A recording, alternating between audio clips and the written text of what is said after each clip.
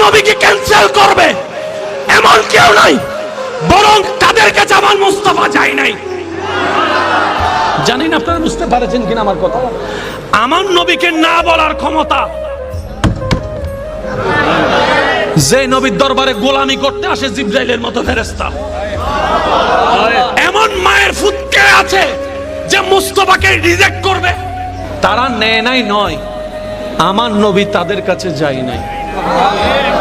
আমার নবী তাদের কাছে যায় নাই। আমার নবীর নিয়ত, আমার নবীর চাওয়া, আল্লাহর মর্জি ছিল হালিমাকে সাদিয়া বানানো। আমি জানি না আপনাদেরকে আমি বোঝাতে পারছি কিনা। আসনেওয়ালা আসলো, শুননেওয়ালা শুনলো। বড় বংশ ঠিক আছে, কুরাইশ বংশ, কোনো সন্দেহ নাই। কিন্তু যখন শুনে বাবা নাই, অনেক মেয়ের আজকাল বিয়ে হয় না বাপ না থাকার কারণে, বাপ না থাকার কারণে বিয়ে হয় না। আপনার সমাজ আপনি দেখলে বুঝতে পারবেন। নিব না কেন? ওই বাচ্চার বাপ নাই, ইনকাম আমাদের ভালো হবে না। যার বাবও আছে, টাকাও আছে, তাকে যদি নিয়ে বেতনও পাবো, পুরস্কারও পাবো। তারা তো বুঝতে পারে না কি হারাই ফেলতেছে। সবাই ঘুরে ঘুরে চলে যাচ্ছে, হালিমা বাকি ছিল।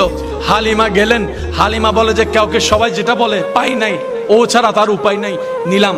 এবার হালিমা যখন সর্বপ্রথম কামলিওয়ালা মদিনাওয়ালা রহমতুল্লিল আলামিন নবীর চেহারা মোবারকের দিকে নজর পড়ে, হালিমার দিকে তাকায়া আপনার আমার নবী একটা মুস্কি হাসি দেয়, একটা মুস্কি হাসি দেয়, যে মুস্কি হাসি যেন প্রমাণ করে, ও মা আমি তো তোমার অপেক্ষায় বসে আছি, আমি তো তোমার অপেক্ষায় বসে আছি।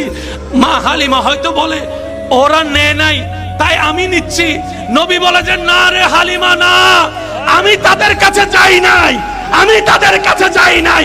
যে মুস্তাফা আঙ্গুল তুললে চাঁদ খেলতে শুরু করে, সেই মুস্তাফাকে রিজেক্ট করার ক্ষমতা পৃথিবীতে কারো নাই।